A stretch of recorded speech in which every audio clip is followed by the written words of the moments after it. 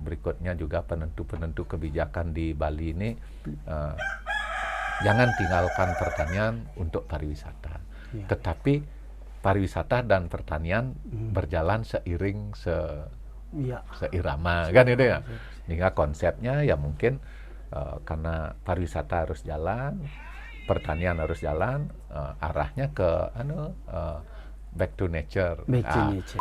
Saya akan menutup sungai dengan sampah dan oli itu. Iya. Itu apa itu Pak ya? Bagaimana tuh Pak sampai Bapak kok sampai begitu tegas mengeluarkan statement itu? Air ini adalah ciptaan Tuhan sehingga negara mereferensikan ke pasal 33. Tetapi air itu selalu mengalir ke bawah, terkecuali teknologi harus membuat mereka ke atas, kan itu. Nah, sehingga memang air ini pada saat banjir enggak kotor, airnya teman kita di bawah juga menikmati. Ini salah satu duren bunutin, iya. Nanti waduh, ya. Iya.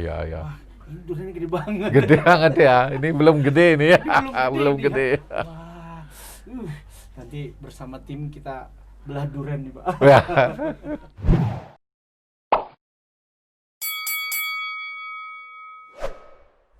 Om Swastiastu. Om Swastiastu. Semeton Tribuners dimanapun Anda berada, hari ini kita beruntung sekali bisa berkunjung langsung ke salah satu desa yang bernama Desa Bunutin di Kabupaten Bangli. Dan pada inspirasi kali ini kita ditemani langsung oleh Pak Bupati Bangli, yaitu Pak Imade Gianyar. Om Swastiastu. Om Swastiastu. Kita beli salam Ujan. Coba aja. Beli Ojan. Ya. Nih. Ini Semeton Tribuners dimanapun Anda berada, kita masih menggunakan masker ya, karena memang suasana pandemi dan kita masih jarak nih. Ini 2 meter pramuka ini masih masih aman ya. Tapi demi kelancaran dalam komunikasi, kan kata Bapak tadi apa? Selain makan dan bicara boleh dipakai biar warna aslinya kelihatan. Iya. Kita taruh dulu ya. Baik, Tribuners Semeton mungkin sudah penasaran hal apa yang akan kita gali dari inspirasi Pak Bupati Bangli. Ya, dan kalau saya tadi dalam perjalanan nih Pak Bupati melihat seluruh kebun jeruk sepanjang jalan, pohon pinus. Wah, tadi sampai saya pikir ini kita nyasar apa enggak gitu. Wah, ternyata beneran itu ya. Dan Pak Bupati, hari-hari ini kita tahu baru saja kita mengadakan perhelatan besar, yaitu pilkada. Ya, Pak. Dan kita tahu pula bahwa Pak Bupati sudah 2 kali ini menjabat, ya.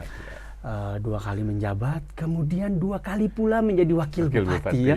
Jadi ini sudah 20 tahun Bapak berada di pemerintahan gitu. Apa sih semangatnya Bapak sehingga Bapak mengabdi sampai segitu lama gitu loh, sampai 20 tahun terus tetap semangat gitu untuk memberikan yang terbaik buat masyarakat Bangli khususnya. Apa yang ada di benak Bapak? Kayaknya kalau mau dijawab panterai. Air mengalir dan mengikuti jalan Tuhan gitu ya. Kenapa demikian? Karena saya ini sebenarnya tidak pernah dalam hidup ini mencita-citakan diri sebagai bupati. Lahir di sebuah kampung yang namanya Desa Bunutin. Ini ya Pak ya. Mungkin 57 tahun yang lalu kan ya saya terlahir di sini, bahkan dari segi perjalanan pun di sini dulu desa terpencil, perbatasan, di baratnya ada Badung, di selatan ada Kabupaten Gianyar. Sehingga segitiga emas di sini ini antara Badung, Gianyar dan Bangli. Saya pun masa kecil itu saya tamat SMP di desa ini. Orang nomor 2 tamat SMP. Gitu. Ya, belum ada orang sekolah dulu, budaya pendidikan masih belum maju seperti sekarang. Akhirnya saya tamat SMA orang nomor 1 di desa ini saya Yang tamat tamat SMA ya. SMA.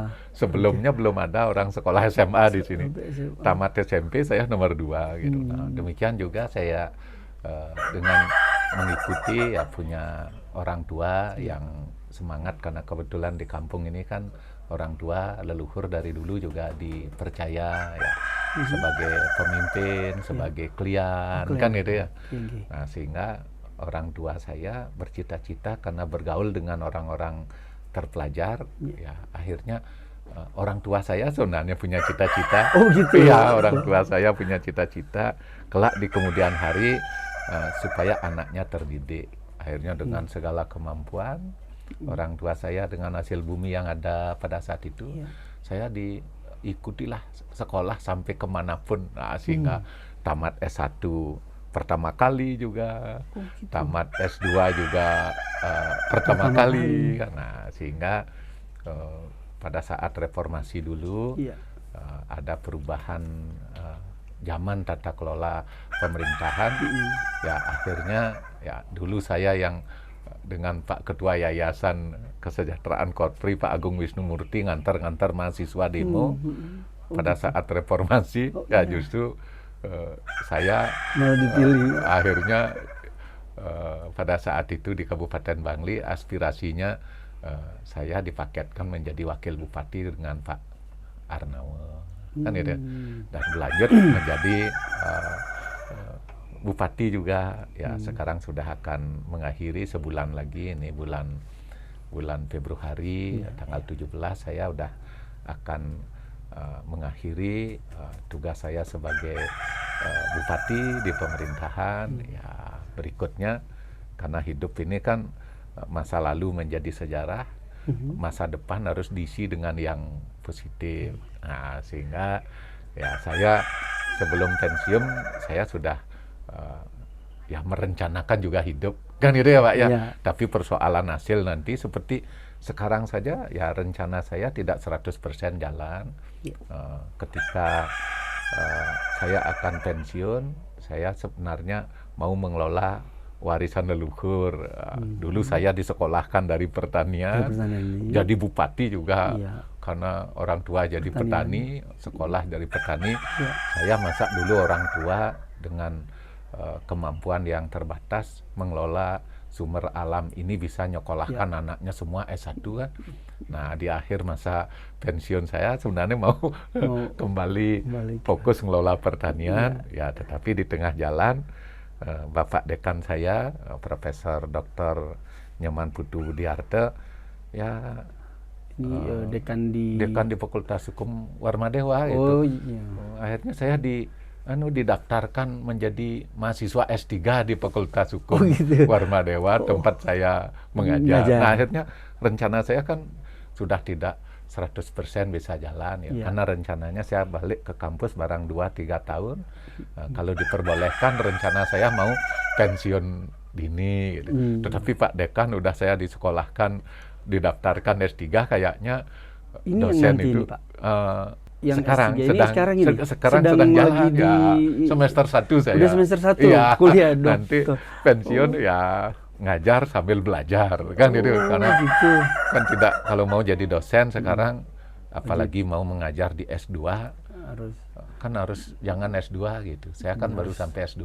Nah, sehingga didaftarkan oleh Pak Dekan masuk program doktor Fakultas Hukum Universitas Warmadewa, nomor urut 1 lagi. Kan gitu. Sehingga nanti saya nyelesain S3, mengajar, dan berikutnya juga mengelola pertanian, ya paling tidak kan di manajemennya ya. Walaupun pertanian ekonominya primer, tetapi kayaknya kalau di manajemen dengan manajemen modern tentunya hasilnya mudah-mudahan nanti lebih baik lebih baik kan gitu. Kira itu selintasan ya.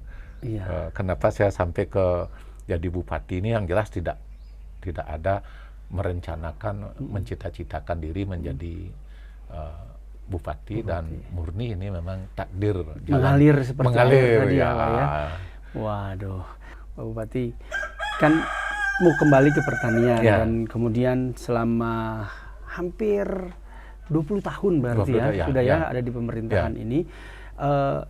Menurut Bapak apa yang paling meningkat dari unsur pertanian yang dilakukan oleh pemerintah Bangli ini? Ya, nah akhirnya saya orang kampung, orang dari desa, berikutnya oleh Tuhan direstui dan oleh masyarakat dipilih menjadi bupati. Kayaknya orang itu cogito ergo sum, kata Descartes kan. Orang itu berasal dari mana dan berpikir seperti apa, akhirnya kebiasaan hidupnya dan termasuk kebijakan-kebijakan pasti tidak terlepas pisahkan dari latar belakangnya seseorang itu. Karena di dunia pemerintahan ada istilah itu, setiap zaman ada pemimpinnya, setiap pemimpin ada zamannya kan itu. Nah, saya jadi bupati ya di era reformasi pertama kan, mengawali reformasi. Saya jadi wakil, berikutnya lanjut jadi bupati. Ya tentunya karena sekarang kedaulatan rakyat itu memang betul-betul harus diutamakan.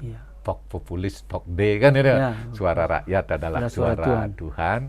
Dan karena saya berasal dari kampung, dari desa, akhirnya memang banyak kebijakan-kebijakan saya itu selama jadi bupati berorientasi pada desa gitu. Seperti program Gerbang Desigot, gerakan membangun desa dengan sistem gotong royong kan itu. Sehingga infrastruktur ke desa-desa, dulu tidak ada jalan hotmik ke desa, di zaman saya ke desa-desa hotmik. Memang mengukur secara matematis ya belum ada pengukuran. Ketika infrastruktur ke desa bagus, berarti ekonomi pasti naik. Karena arus distribusi barang dan jasa itu bisa dipercepat. Kan itu.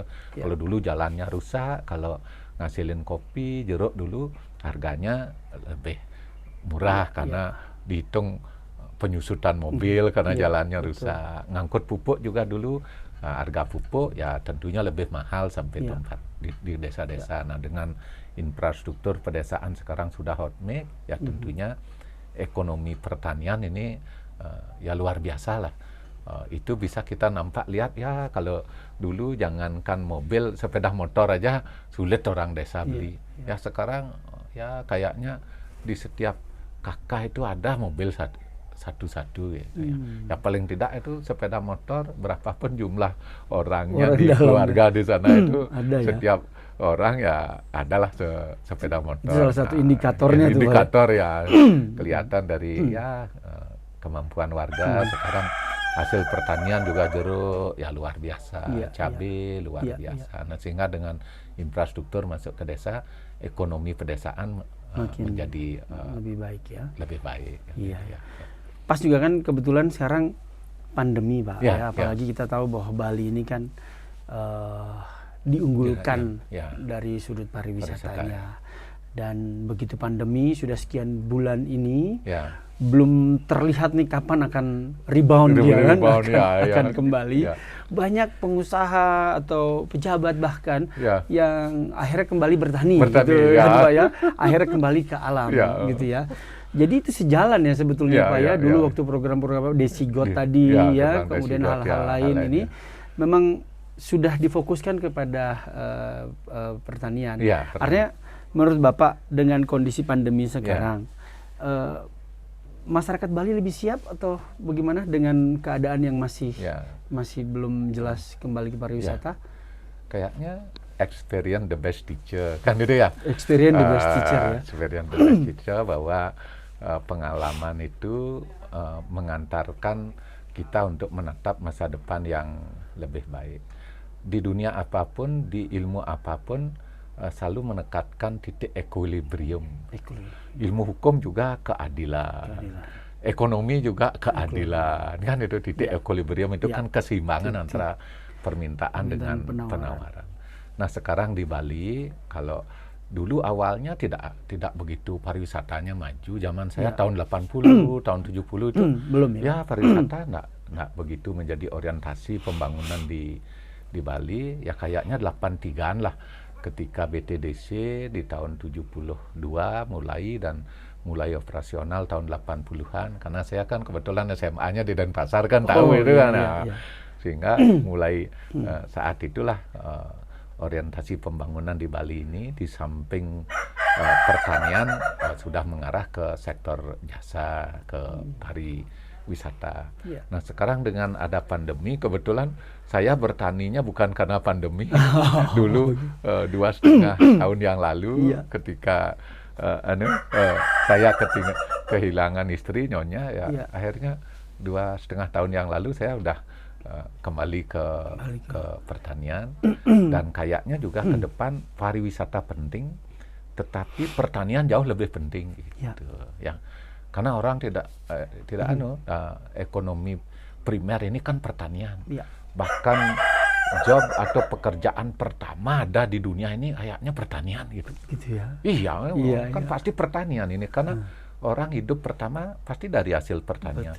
Mana orang bisa makan nasi kalau tidak ada petani, mana orang bisa makan ketela kalau tidak ada petani, mana ada orang bisa makan pisang kalau tidak ada petani, mana ada orang bisa bikin bumbu kalau tidak ada petani. Nah, justru dengan pandemi seperti sekarang ini kita bukan lamati menampilkan pariwisata, tetapi pondasi ekonomi pertanian itu harus menjadi pondasi utama yang harus digerakkan. Nah, sehingga pariwisatanya itu mengikuti. Mana ada orang bisa berwisata kalau ekonominya nggak bagus, kan ada ya? Ekonominya nggak bagus ya. Kalau orang punya uang, setelah punya uang digunakan untuk kebutuhan pokok, misalnya mereka.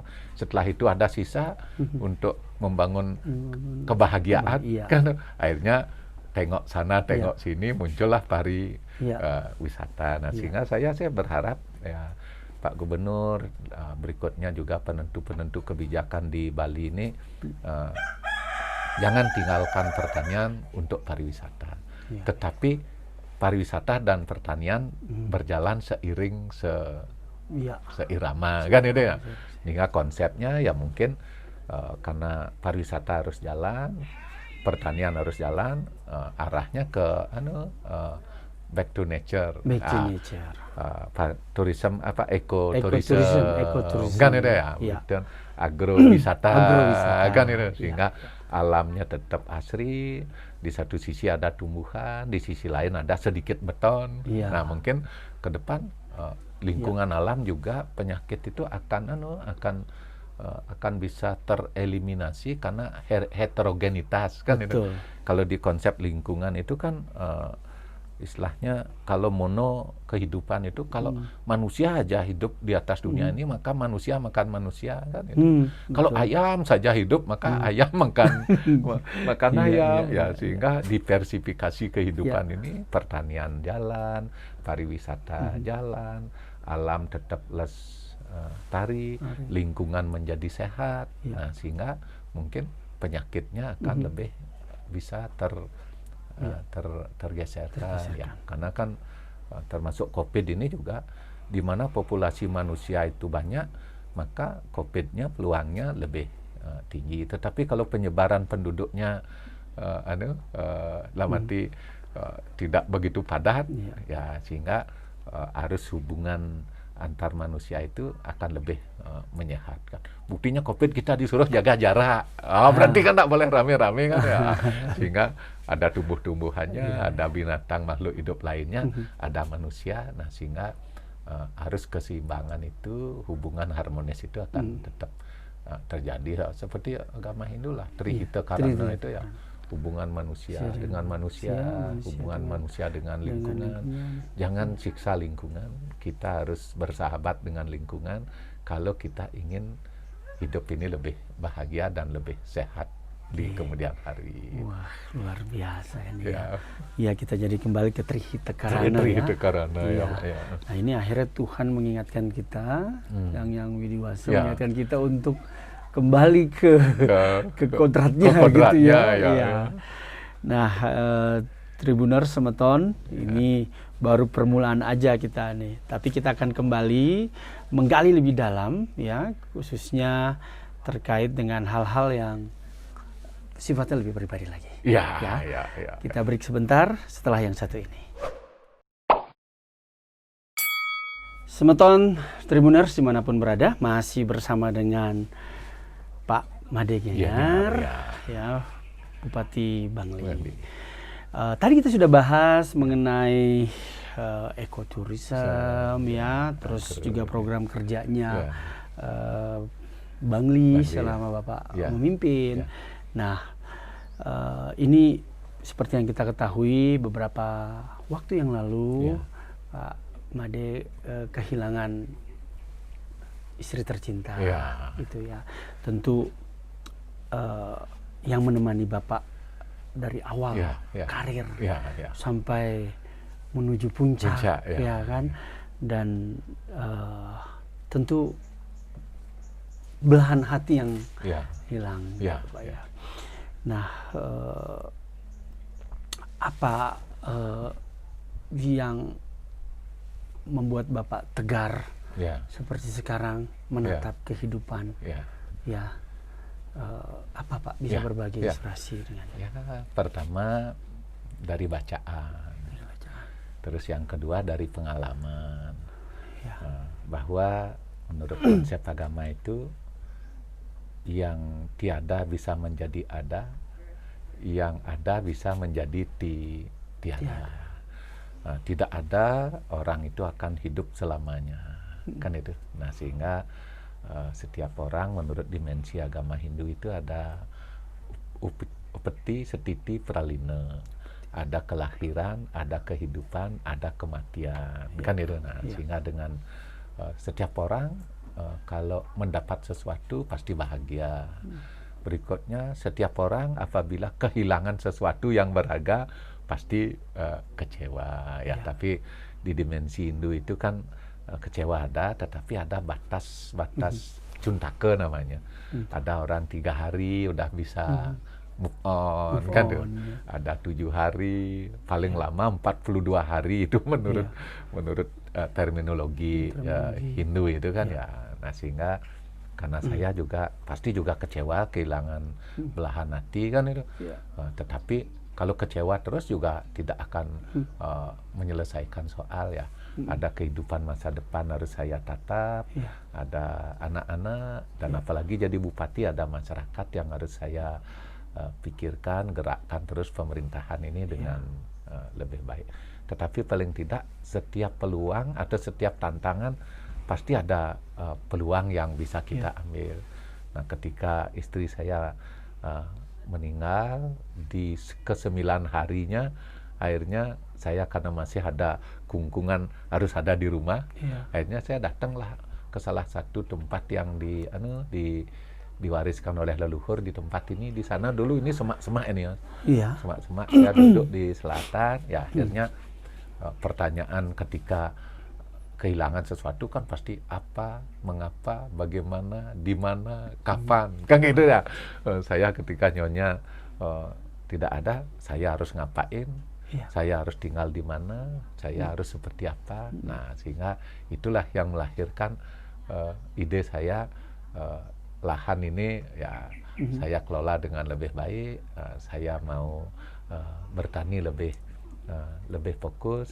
Nah, sehingga kehidupan saya seperti ajaran agama Hindu itu catur asrama itu bisa kita jalani dengan baik, gitu. Karena kan ada kurva kehidupan manusia kan gini yang bagus itu, gini.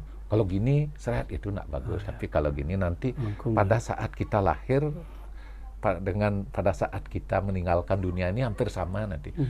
Pada saat lahir kan ada orang makan nasi, pada saat meninggal juga nanti pasti makannya juga air saja, terakhir nggak bisa makan nasi, nggak bisa ngapain. Sehingga konsep kehidupan Brahmacari, Grihasta, berikutnya Wanaprastha. Nah, sehingga saya ini nanti di fase habis jadi bupati ini larilah ke fase Wanaprastha, ya. Bukan dalam arti hidup di hutan, tetapi hidup lebih banyak dengan alam.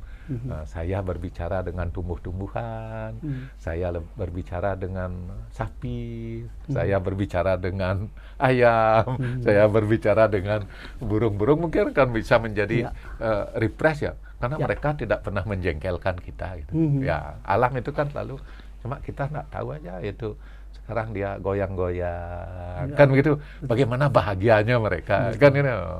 Ayam juga bersuara kukuruyu gitu, bagaimana bahagianya ya kayaknya hidup saya, sisa-sisa hidup ini akan lebih banyak diarahkan trihita karananya itu lebih banyak bersentuhan dengan alam lingkungan. Cintailah alam lingkungan, dan berikutnya lingkungan itu bisa menjadi lebih baik.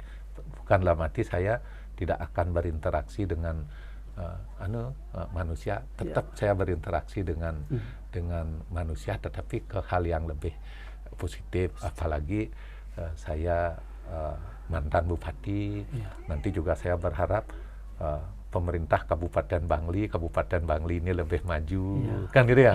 Nah, sehingga saya pasti tidak akan rewel, karena saya udah merasakan beratnya jadi bupati. Bagaimana saya harus memikirkan 263.000 orang itu kan. Nah, sehingga siapapun nanti jadi bupati pasti berat itu tanggung jawabnya, karena mengurus orang yang banyak, berikutnya keinginan orang beda-beda. Yang pariwisata ingin pariwisata biar diperhatikan. Yang petani ingin petani supaya diperhatikan. Yang industri kecil ingin yang industri kecil supaya diperhatikan. Nah, sehingga semua keinginan manusia Bangli ini harus dipikirkan oleh bupati. Nah, sehingga saya merasakanlah sebenarnya jadi bupati itu berat, itu tidak nikmat kalau kita tanggung jawab. Bagaimana saya turun ke desa melihat warga miskin, ya akhirnya kita kan harus ada kepedulian ya, sehingga akhirnya ya saya jadi bupati nggak boleh bergaya hidup mewah, kan itu ya. Ya rumah jabatan juga ya sama seperti rumah rakyat. Mobil juga saya semenjak jadi bupati itu selalu Innova. Itu kan bagian dari kepedulian kita bahwa masyarakat kita masih banyak yang perlu ada digerakkan. Tetapi yang paling utama sih memotivasi masyarakat itu bahwa Tuhan ini memberikan kepada seseorang itu adil itu. Waktu orang itu 24 jam beli juga 24 jam. Saya 24 jam. Siapa saja 24 jam. Dan kita itu tidak bisa memilih hidup ini. Saya harus hidup dari rahim ini, dari rahim ini, dari rahim ini. Dan Tuhan telah memberikan istilahnya bahasa Bali itu merta mesambah. Ya, dalam arti dimanapun kalau kita mau kerja, mau semangat hidup, ya, karena orang itu kan selalu melihat, oh udah jadi bupati, wah enak jadi bupati. Misalnya ada orang kayak Pak Sandiaga Uno misalnya, enak Pak Sandiaga Uno, tapi proses menjadi Sandiaga Uno sekarang itu kan tidak diketahui oleh orang. Nah, makanya perlu mendengarkan, gimana sih kisah suksesnya Pak Sandiaga Uno. Dulu pernah di PHK, pernah beli susu juga sulit, kan gitu. Saya kan baca dari dari penuturan beliau. Sama juga yang punya Kompas Gramedia Group ini juga kayaknya dulu juga tidak langsung Yaakob Utama langsung hidup di langit kan.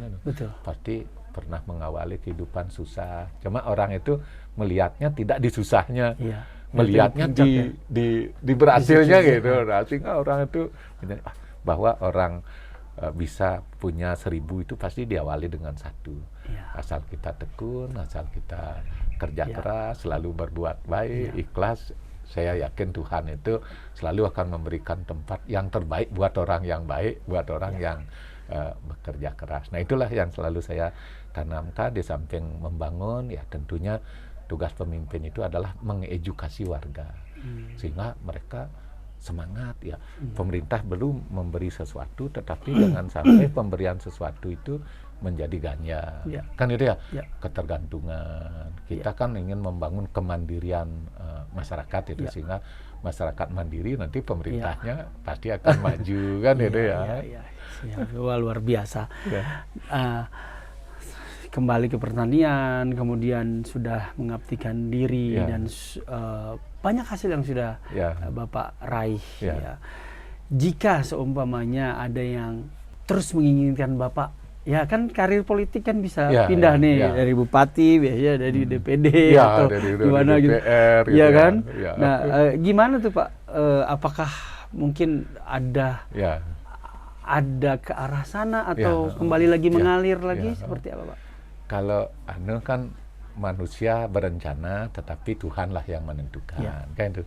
Kalau rencana manusia, rencana saya sendiri, seperti catur asrama itu, kehidupan itu saya itu harus sekarang masuk ke tingkatan wanaprastha. Kayak sudah cukup lama terjun di dunia politik ya. Nah, sehingga kalau keinginan saya sih, bahkan planning saya, ya saya ingin memberikan proses edukasi politik juga, kan gitu ya, bahwa ketika saya sekarang tidak masuk di dunia politik, tetapi menyarankan kepada masyarakat bagaimana politik itu bisa dilakukan politik etis, kan itu, karena zaman dulu, zaman Belanda juga ada istilahnya politik divide et impera, berikutnya lawan itu ada namanya politik etis. Nah, ketika saya tidak menjadi politisi, tetapi saya menyarankan orang untuk berpolitik yang baik loh, ya, yang beretika, sopan santun, mencapai sesuatu dengan proses yang benar, kayaknya mungkin masyarakat akan lebih percaya saya daripada saya misalnya mengajarkan, saya masih jadi politisi, saya mengajar Bapak nih orang jadi jadi politisi, jadi elit, pasti begitu Bapak nyuruh, kan begitu ya. Nah, kayaknya kalau untuk kehidupan, ya untuk dunia politik saya pensiun. Oh, begitu. Kan itu pensiun. Tidak tapi lagi, tetap memberikan kontribusi. Ya, tapi kan bisa dari dunia kampus misalnya. Saya di dunia kampus mungkin suatu ketika dengan teman-teman yang sesama dosen, nanti kan bisa, sekarang yang lebih banyak kan orang berbicara politik itu politik praktis, tapi pendidikan politik itu sangat kurang dilakukan. Padahal KPU kan sudah lembaga permanen, dan pemilu itu kan tidak setiap hari ada pemilu, tapi KPU itu kan terus ada walaupun tidak ada pemilu, kan itu. Nanti mungkin ya saya kembali ke dunia kampus, bisa bekerja sama dengan KPU untuk pendidikan politiknya, sehingga nanti saya Fakultas Hukum ada pengabdian kepada masyarakat, kan tidak hanya penyuluhan hukum saja, tetapi bagaimana membangun kesadaran politik masyarakat, sehingga politik ke depan bisa menjadi lebih baik. Dan ketika saya menyampaikan seperti itu, saya tidak sebagai pelaku, kan ya mungkin bisa lebih objektif lah, masyarakat memandangnya objektif, dan saya bisa ngomong lebih idealis lagi, karena kan dunia ini harus dasarnya idealisme, dan dari idealisme itu dah diwujudkan menjadi realisme, kan gitu ya. Nah, di teori-teori hukum juga ada teori hukum malam, kan gitu, teori hukum idealistik, teori hukum realistik, dogmatis, kan gitu. Nah, sehingga nanti kan jangan sampai segala sesuatu yang dijalankan ini tidak melalui dasar pemikiran yang cermat, kajian yang akurat, kan? Sehingga kayaknya kalau untuk urusan saya tidak akan jadi calon DPD, saya juga tidak akan jadi calon DPR, kan itu. Ya cukup di sini aja, cukup kembali ke alam, tapi nanti bisa lah, bukan dalam arti baru tidak jadi politisi, kita tidak, karena dalam hidup sekarang kan ada suatu fenomena yang juga antinomi itu. Politik itu kan sebenarnya untuk di Indonesia saat ini, politiklah penggerak kehidupan ini. Ya, karena kan sekarang sedang bahwa fobia reformasi ini yang paling tajam, reformasi itu adalah reformasi politik ini. Kan, ya. Kalau reformasi lain ya reformasi birokrasi sedang direncanakan, tapi yang paling dahsyat di Indonesia ini kan reformasi politiknya. Undang-undang politik pun zaman dulu itu 20 tahun belum tentu dirubah undang-undangnya. Sekarang setiap 5 tahun undang-undang politik itu berubah. Ya, dulu pemilihan oleh DPR, pemilihan langsung, sempat mau dikembalikan ke DPR, lagi langsung.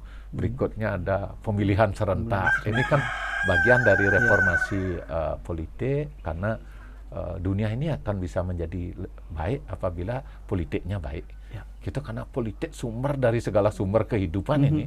Hukum juga Setelah politik ada baru hukum. Hukum, ya. Ya, karena kan hukum itu undang-undang itu dibuat oleh teman-teman kita DPR RI. Nah, kalau proses politiknya tidak baik, tentunya produknya juga menjadi tidak baik. Nah, sehingga kita tidak boleh anti politik, kan apolitik, nggak boleh. Justru kita sekarang harus bersahabat dengan politik.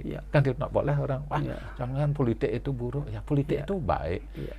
Politik itu bijak, politik itu mulia. Orang menata negara ini kan. Bagaimana kalau politiknya tidak mulia, politiknya tidak baik, bagaimana negara bisa menjadi baik? Nah, kebetulan saya awalnya di dunia dosen, kan gitu. Berikutnya saya terjun ke dunia politik praktis. Ya, rupanya di dunia politik praktis tidak juga segampang seperti yang kita pelajari di teori gitu. Karena kan tidak semua gerak kita itu sama kan. Nah, sehingga sekarang saya sudah berhenti di politik praktis, kembali jadi ke dunia edukasi, dunia akademis, ya mungkin akan ada ramuan yang lebih baik lah. Idealisme ada, praktis ada, membangun idealisme dan menyarankan praktis baru ya. New political practice. Karena ya ada sebuah gerakan politik praktis baru untuk membangun sebuah keadaan yang lebih baik di kemudian hari, dan saya bisa lebih lantang dan lebih fresh bisa menyampaikan itu. Karena dari akademisi lagi ada kan gitu ya. Akademisi lagi Pak ya. Akademisi ya. Sehingga saya ke politik praktis sudah enggak, tetapi politik teoritis, politik idealistis, politik dalam arti tataran yang harus terbangun ke depan, pasti saya juga akan ikut, karena John Politikon ya. Saya kan juga manusia sosial, manusia politik juga kan gitu. Karena sekarang nggak boleh itu warga masyarakat itu antipati dengan politik. Pokoknya harus kenali, dekati, rubah kalau ada yang tidak baik menurut pandangan kita untuk kebaikan kita bersama ke depan. Gitu. Iya. Waduh, makin seru ya, Pak. Ini belum pertanyaannya seru soalnya. Iya. Semeton Tribuners, itu tadi ya bincang-bincang kita di segmen 2. Yang berikutnya juga sebetulnya saya ada pertanyaan salah satu yang lumayan kontroversi nih mengenai Bapak nih. Tentang waktu itu katanya mau buang oli di sungai itu di sungai kan? Tapi kita tunggu jawabannya nanti setelah yang satu ini ya. Oke. Ini bagus, kembali ke sana juga ini.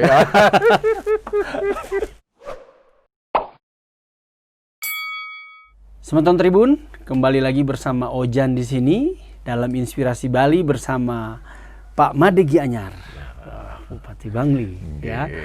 Pak, tadi kita sempat jeda sebentar, kemudian terkait sama viral saat itu ya, kontroversi, di mana di sekitar tahun 2019 tahun lalu terkait sama pernyataan Bapak nih yang tegas bahwa kalau sampai Bangli ini tidak diperhatiin, ya ini saya akan menutup sungai dengan sampah dan oli itu.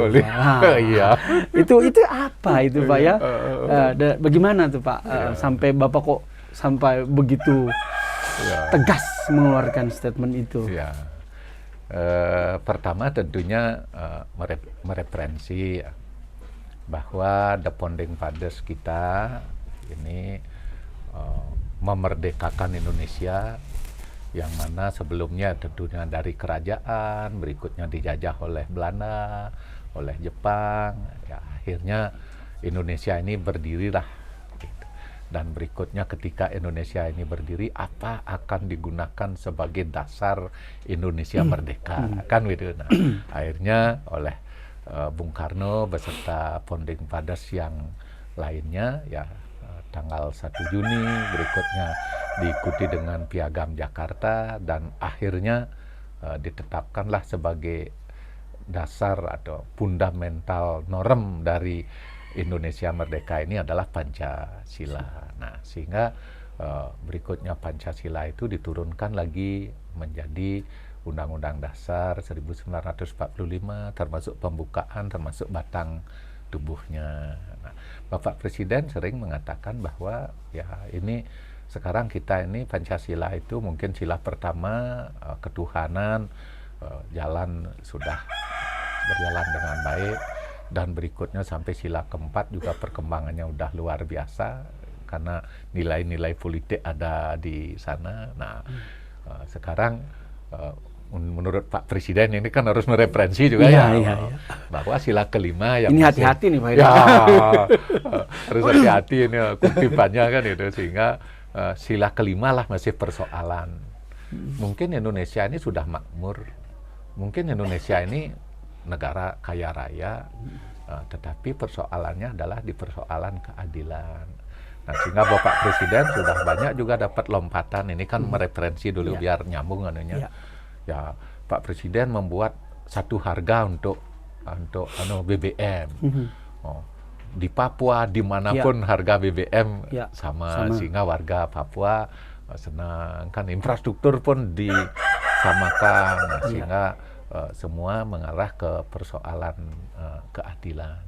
Nah, berikutnya juga ya termasuk di Bali, termasuk apa yang saya sampaikan viral itu adalah persoalan gugatan keadilan itu, Pancasila kelima itu, keadilan sosial bagi seluruh rakyat Indonesia. Nah, kita ini ada dalam satu pulau, Bapak Gubernur, baik Pak Mangku Pastike, dilanjutkan oleh Bapak Wayan Koster, ya tetap juga ketika ada politik, urusan politik pemilihan gubernur, tetap juga muncul itu kesenjangan antara Bali Selatan dengan Bali Utara, kan gitu ini.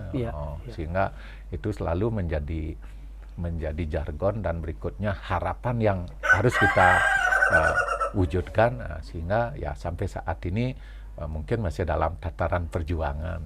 Nah, termasuk Bangli ada di sebuah proses perjuangan itu juga di dalamnya, kan itu. Nah, saya mereferensi sih dari dasar kita bernegara, ya paling tidak Undang-Undang Dasar 1945 pasal 33, bumi dan air dan kekayaan alam yang terkandung di dalamnya dikuasai oleh negara dan dipergunakan atau diperuntukkan untuk sebesar-besarnya kemakmuran rakyat. Nah, adalah kata itu bumi dan air itu termasuk kan ada tambang, ada hutan, dan termasuknya ada air di sana. Nah, sehingga Bangli ini di dalam tata ruang Provinsi Bali dari sebelumnya juga sampai sekarang sudah kita sepakat konsensus bahwa antar kabupaten ini tidak dikelola sama gitu.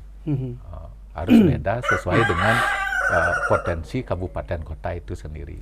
Di mana bumi dipijak, di sanalah langit dijunjung. Lain ladang, lain lubuk, lain juga ikannya, kan? Nah, sehingga Bangli ini harus dikelola ya tidak sama seperti Badung, tidak sama seperti Kodia. Pengelolaan daerah di pegunungan akan berbeda dengan di pesisir. Nah, sama ini kan persoalannya sekarang kan persoalan di keadilan gitu. Nah, di keadilan di satu sisi kita sama kabupaten kota, kan gitu, mendukung kemajuan Bali, kan. Nah, berikutnya kita punya entitas ini, kita disuruh menjaga hutan, menjadi daerah konservasi, menjaga juga daerah aliran sungai, sehingga debit air tidak turun, air itu tetap bersih, kan gitu. Nah, yang mana air ini memang secara alamiah tidak ada yang membuat, air ini adalah ciptaan Tuhan, sehingga negara mereferensikan ke pasal 33. Tetapi air itu selalu mengalir ke bawah, terkecuali teknologi harus membuat mereka ke atas, kan gitu. Nah, sehingga memang air ini pada saat banjir enggak kotor, airnya teman kita di bawah juga menikmati, tapi pada saat airnya bersih, bening juga teman kita di bawah. Nah, sehingga sumber air yang ada yang sumbernya oleh Tuhan itu diberikan atau diciptakan di Bangli ini, ya tentunya dipergunakan oleh Kabupaten Gianyar, oleh masyarakat Gianyar untuk sawah, kan itu, untuk air PDAM, digunakan juga oleh masyarakat Klungkung, masyarakat Badung, termasuk masyarakat Kota Denpasar, masyarakat di Buleleng. Ya, cuma sekarang ini kan belum ada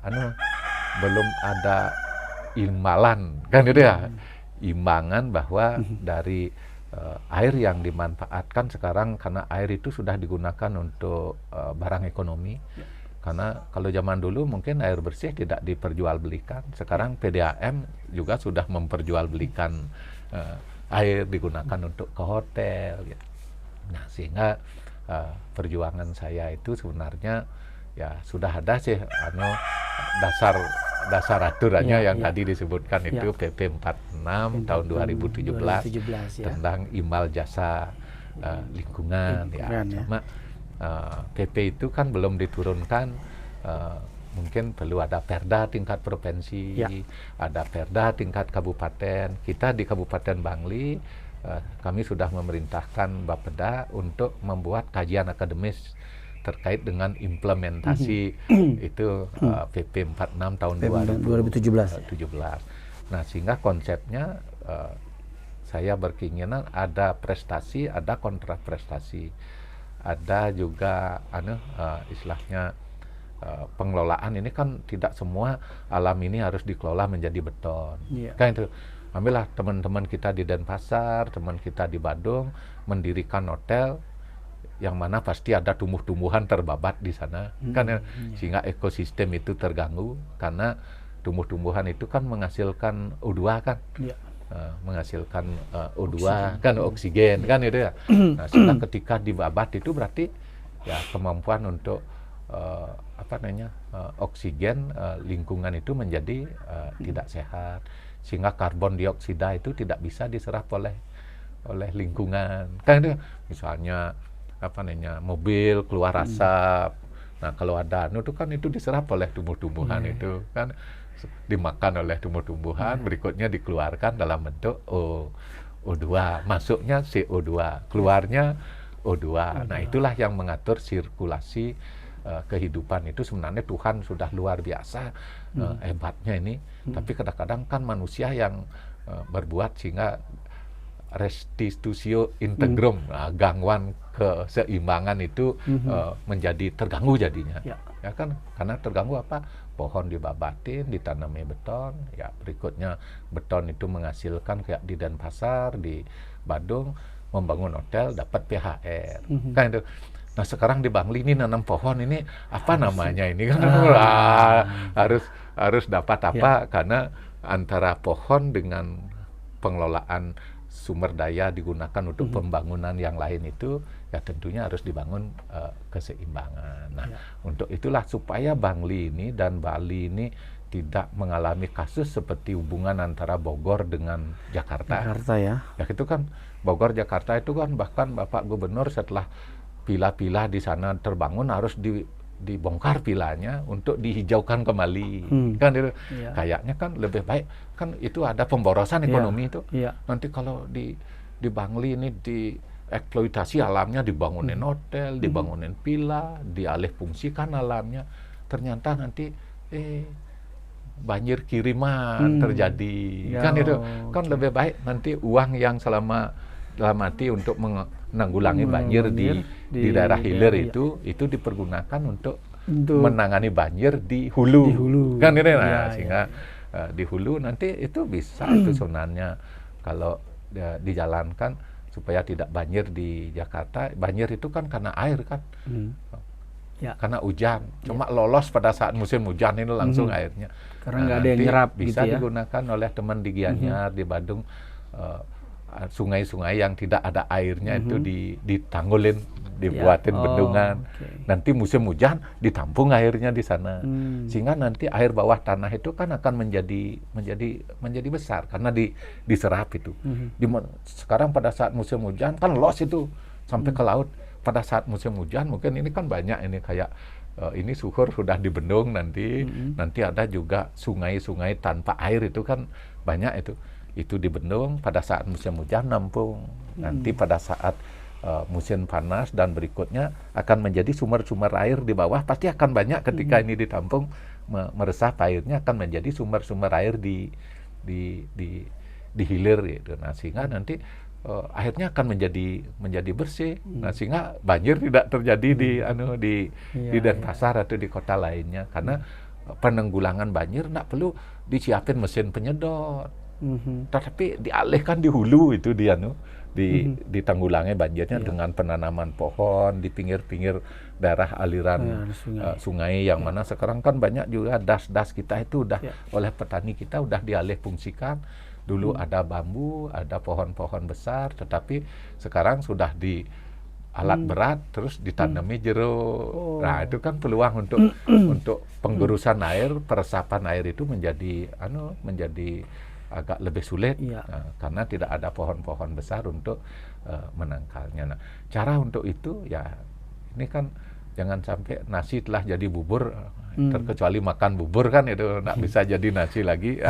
Nah, sebelum kerusakan lingkungan terjadi di Kabupaten Bangli, ya ayo dong buat Kabupaten Bangli ini sejahtera dari mengelola alam, kan itu sejahtera dari pertanian, sejahtera dari menjaga hutan, kan itu. Nah, sehingga itulah yang kita inginkan, dalam arti berbagi hasil bukan bantuan gitu kan. Nah, sehingga nanti bolehlah di daerah hilir itu dibangunin hotel, tapi ada apa namanya, ada punish and reward itu. Nah, sehingga kalau dialih fungsikan sawah itu menjadi hotel, itu tentunya pajaknya bila perlu pajak hotel dan restorannya memang sih undang-undang tatarannya dinaikkan, tetapi setelah naik pajak hotel dan restorannya itu sebagiannya digunakan memberikan ke hulunya itu, sehingga di Bangli ini tidak perlu berlomba-lomba bikin hotel karena juga kan susah, jenuh nanti kan. Kan katanya moratorium pembangunan hotel moratorium karena daya tampung hotel itu sudah melebihi daripada tamu yang ada. Nah, sehingga tingkat hunian hotel yang mencapai 60 misalnya 70, berarti kan ada 30 masih tersisa. Untuk apa lagi membangun hotel? Sehingga Bangli saya setuju nggak usah membangun hotel berbintang, nginepnya di Badung aja. Tapi kesini main melihat petik jeruk, nah agrowisata kan, petik durian atau petik stroberi, nanti datang ke Bangli melihat keindahan alam, lingkungan yang asri, udara yang bersih, air yang bersih, nginepnya di Kodia, nginepnya di Badung, nggak soal itu. Cuma dari hasil hasil pajak itu bagi-bagi lah, kan gitu ya.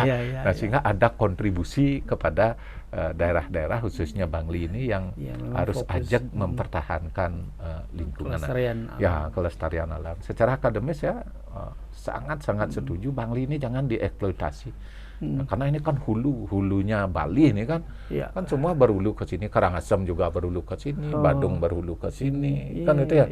Denpasar, Kodia ini kan semua hulunya ada di sini ya, sama di Tabanan juga kan, danau itu cirinya kan, yang pegunungan. Nah, sehingga air danau nanti tidak tercemar, air sungai tidak tercemar, teman-teman kita, masyarakat kita di daerah hilir itu bisa menikmati air bersih, kan itu ya. Udara juga akan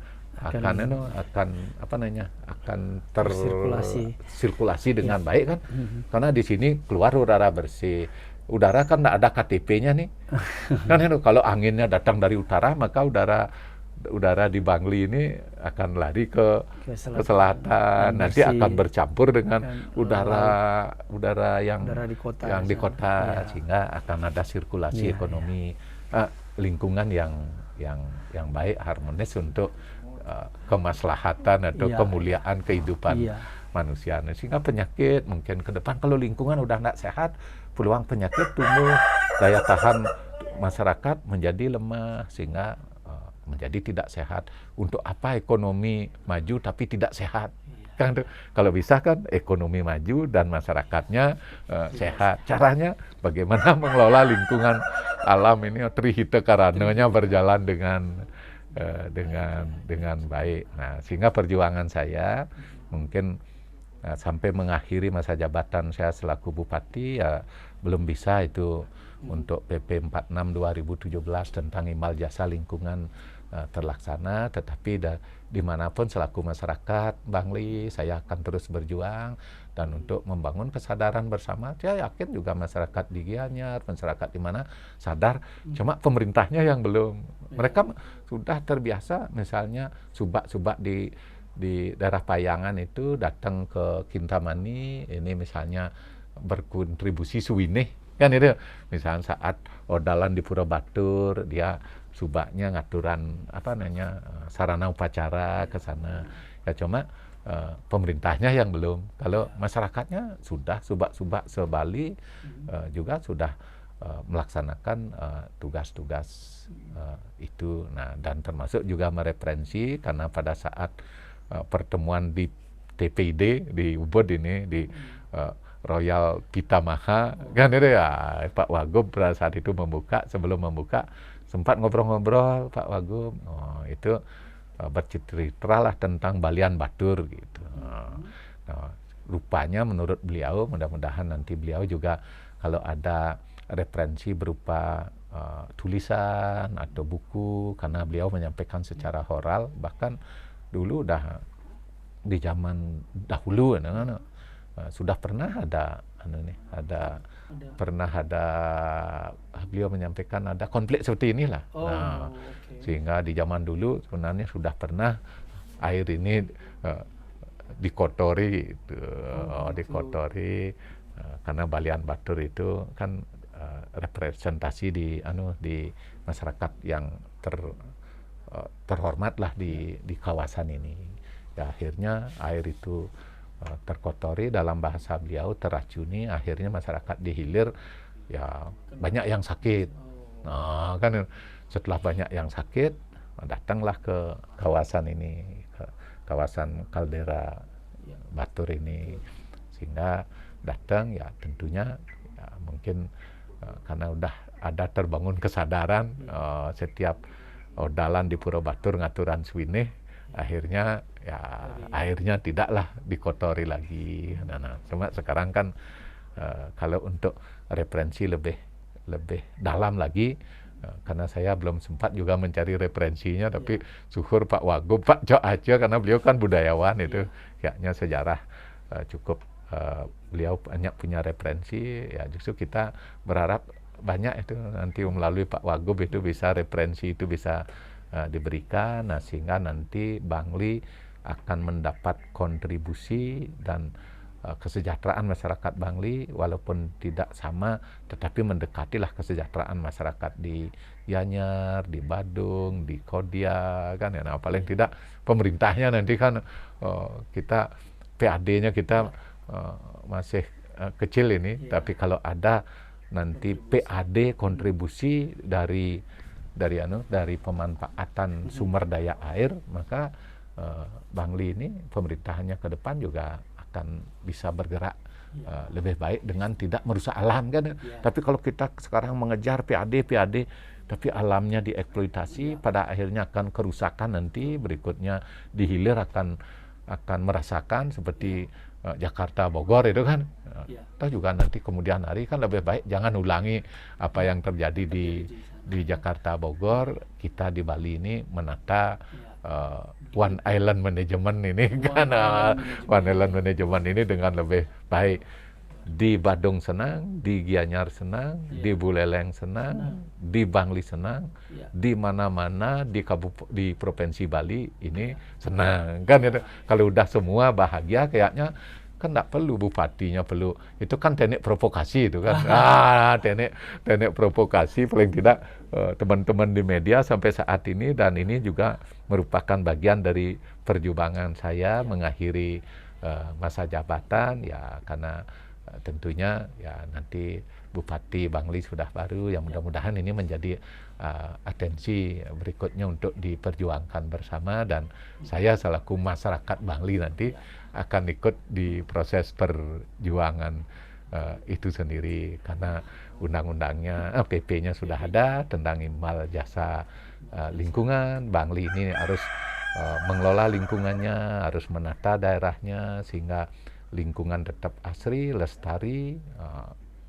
Imbal jasa lingkungan harus menjadi atensi. PP-nya sudah ada, tinggal perda di provinsi, perda di. Tapi kalau kita membuat perda mengenai kabupaten lain kan tidak, nanti kan kita harapkan di provinsi ada perda terkait dengan perlindungan sumber-sumber air itu, tidak hanya dilindungi, diberikan, ditanami pohon, tetapi masyarakat itu kan harus diberikan juga kesejahteraan, sehingga Bangli ini nanti kemajuannya bisa lebih maju dengan lingkungan yang lestari ya. Hutan ya Trikarana, hutan lestari, masyarakat sejahtera. Kan gitu ya. Ini pertanyaannya itu begitu, dan jawabannya karena memang dari pengajar ya. Pengajar ya. Menjelaskannya harus runut. Runut ya, ya kan. Sampai ke ujungnya. Ya kan. Demikian itu jawaban ya terkait kontroversi ya, yang sempat viral ya, tentang Bupati Bangli yang akan buang sampah. Nah, ternyata tapi ini kan jadi autokritik juga ya, Pak. Autokritik ketika dulu tujuannya saya menyampaikan dulu nanti saya akan buang sampah, buang oli ke sungai. Nanti ketika kotor maka wisatawan tidak ada, sehingga semua rugi. Tapi sekarang kita kan udah diberikan akhirnya COVID terjadi kan. COVID terjadi ya, wisatawan nggak ada, ya PHR nggak ada. Akhirnya ini kayak blessing in disguise. Ya, blessing in disguise. Memang ternyata akhirnya kembali lagi ke alam. Kembali lagi ke alam ya. Nanti kalau balik lagi ya, ayolah kita sama-sama bahagia, sama rasa, sama bahagia, kan gitu. One island, one management ya. Nah, sebagai penutup pertanyaan, Pak. Ya, Bapak sudah akan mengakhiri masa jabatannya. Serah terimanya Januari. Februari tanggal 17 ya. Februari tanggal 17 ya. Baru setelah Valentine itu Pak. Setelah ya 14 Februari ya, setelah Valentine ini hari kasih sayang ya. 3 hari setelah itu.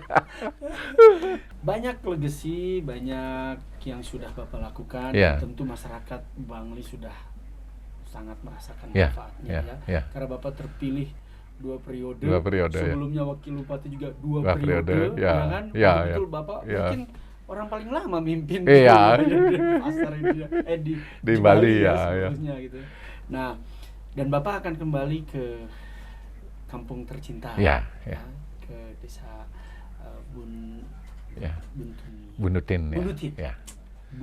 Bunutin Kintamani ya. Bunutin Kintamani. Nah, kira-kira nih Bapak nanti akan membuat, tadi kan kita sempat bahas tentang ekoturisme, agrowisata.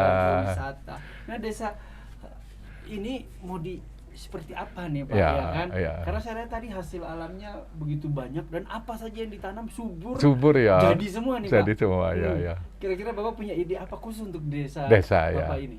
Ya, kayaknya ini lagi mereferensikan ya, hidup ini harus berarti dan jangan mati sebelum memberi arti. Kan itu. Nah, berikutnya saya ini dilahirkan di Desa Bunutin, telah diantarkan juga kemanapun saya berada, bertempat, selalu disukai oleh orang, selalu misalnya sekolah disenangi oleh teman sekolah, disenengin oleh tempat saya tinggal, di mana kos juga disukai, dibantu orang, kan itu. Sampai saya jadi dosen di Warmadewa, disukai juga oleh teman-teman. Saya juga bisa memberi arti pada tempat di mana saya berada, dan sampai tertinggi saya jadi bupati, apapun bentuknya pasti ada kurang ada lebih, kan itu sesuai hakikat manusia. Yang kurang tentunya karena keterbatasan saya, kan itu. Tetapi yang lebih, yang maju bisa saya persembahkan kepada masyarakat Bangli, itu adalah kerja kita bersama, kerja rakyat, kerja teman birokrasi, ASN, teman di DPR juga. Nah, kemajuan ini adalah milik kita bersama. Kalau ada yang kurang itu murni karena kekurangan saya.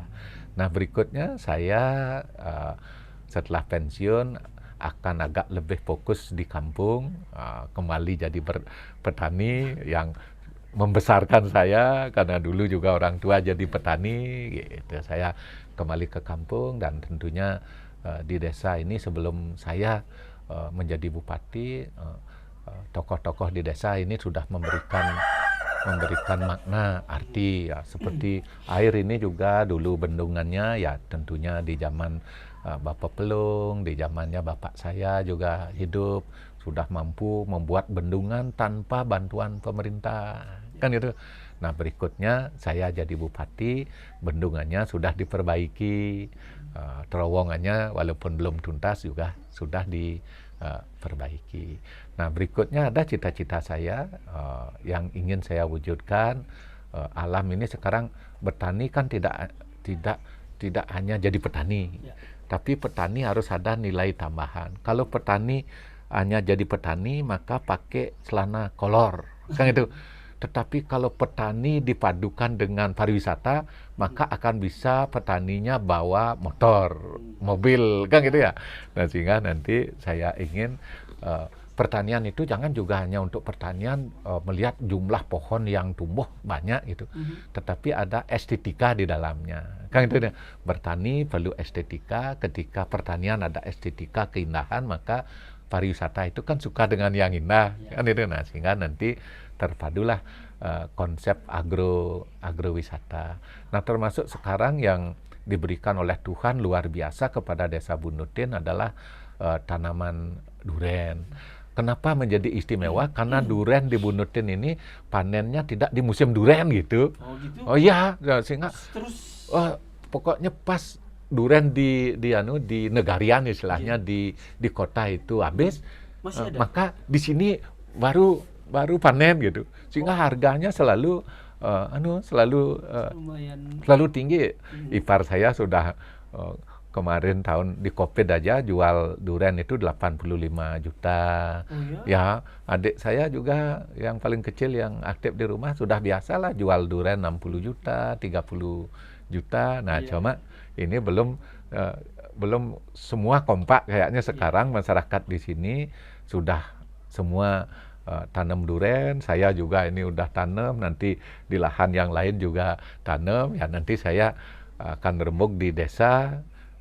Ke depan saya ingin desa saya ini, desa kami ya, bukan saya, desa kami ini nanti ingin keunggulannya menjadi kampung duren, kan ya, sehingga nanti suatu ketika mungkin ada festival duren di sini, berikutnya menjadi agrowisata duren. Karena apa? Karena durennya pas berbuah ketika di tempat lain sudah habis gitu. Nah, sehingga kan pasti akan banyak yang nyari gitu, karena demand and supply sedikit, barangnya orang yang banyak datang. Nah, harga jadi bagus. Nah, sehingga mohon doa restu dan mohon dukungan juga masyarakat Desa Bunutin ya.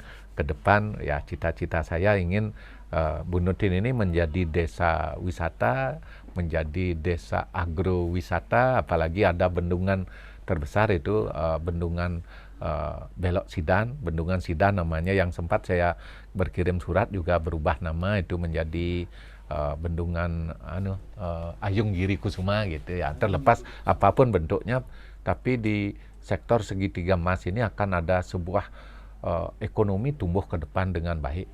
Ya, karena bendungan terbesar di Indonesia Timur ini ada di ujung desa saya, Desa Langgahan, Desa Mengani, Desa Belok Sidan dengan Desa Pausan atau Buahan Utara itu. Nah, nanti bendungannya itu akan sama dengan Danau Batur gitu. Bendungan sih nanti akan seperti danau ya, kayaknya Desa Bunutin, Desa Belok Sidan, Desa Pausan ke depan akan menjadi entitas objek wisata yang artifisial buatan.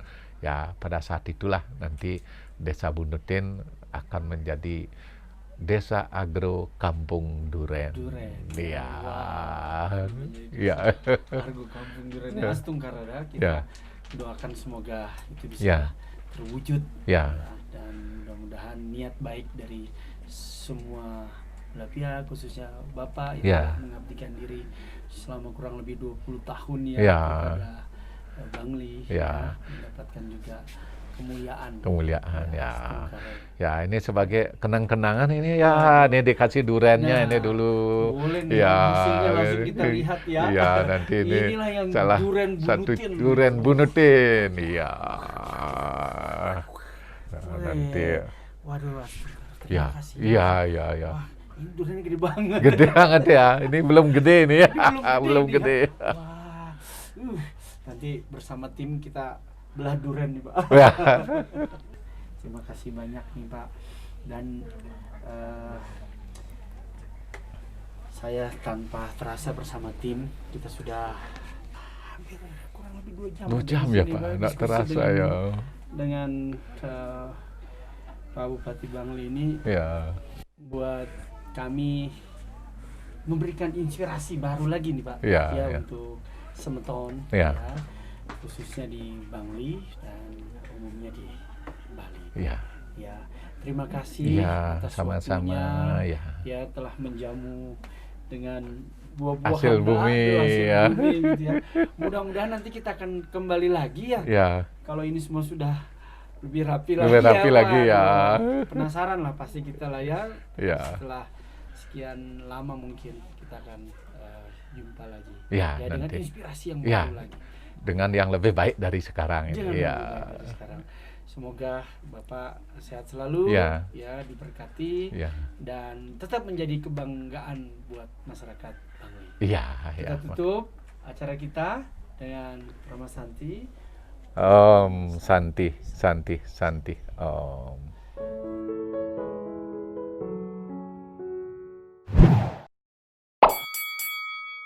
Mai, mulai nih.